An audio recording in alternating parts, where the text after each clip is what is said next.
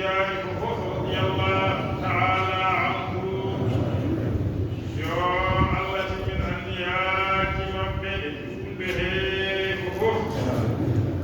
sabu barka e Allah e nelaaɗo muɗum sallallahu alayhi wa sallam yo Allah timin anniyaaki maɓɓe e leñol nelaaɗo Allah ko fof sallallahu alayhi wa sallam yo Allah ko aafiya e rafiiji ɗi yo Allah waɗɗe leydi hee ɗeɗiren e kawral e nden kan o waɗa ɗum e leyɗeele julɓe ko fof sabu barka e Allah e nelaaɗo muɗum sallallahu alayhi wa sallam e sabu barke cheikhana Ahmad Tidiane radiyallahu taala anhu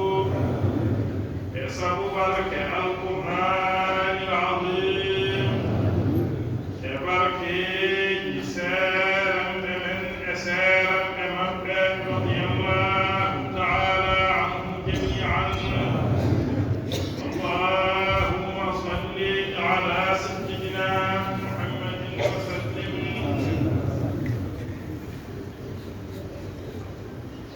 jamina lamɗo so tawi won wonɓe ɗo yimɓe jaggude laawol cheikhana Ahmad Tidiane radiyallahu taala anhu so won wonɓe ɗo yimɓe jaggude laawol cheikhana Ahmad Tidiane radiyallahu taala anhu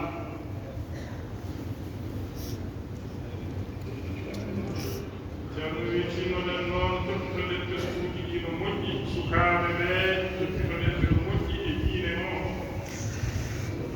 e yoɓe jaggu kamɓe ko fof laawol Tidiane radiyallahu taala anhu yoɓe tinno e diine hee no moƴƴi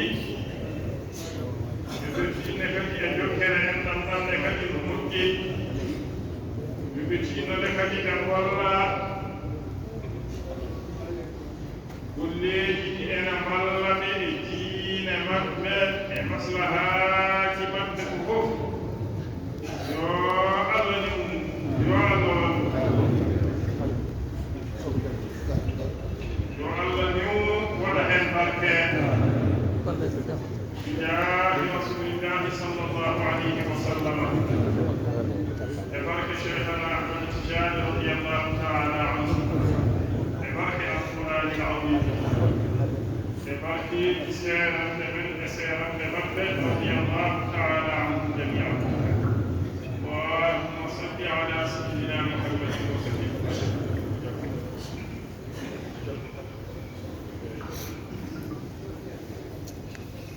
جميع قال من شرط يجب تسجد من شرط كذا وصادق يقول عليه الكتاب يقول قول كيف كان يورنا من شرط كذا شرط المم أجر ذاك ولي مونات يعني ينكر هو بخير ما يخير قال كيف هو بيت وهذا حكم معني أول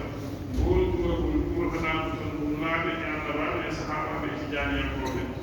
شرط تخبر وصادق يقول الأمور من هاوين طريقاتها كثير عند الشيخ أحمد التجاري رضي الله تعالى عنه يقول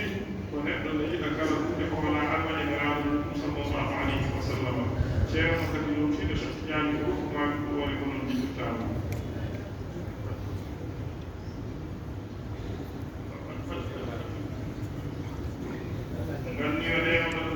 الله شيخنا أحمد التجاري رضي الله تعالى عنه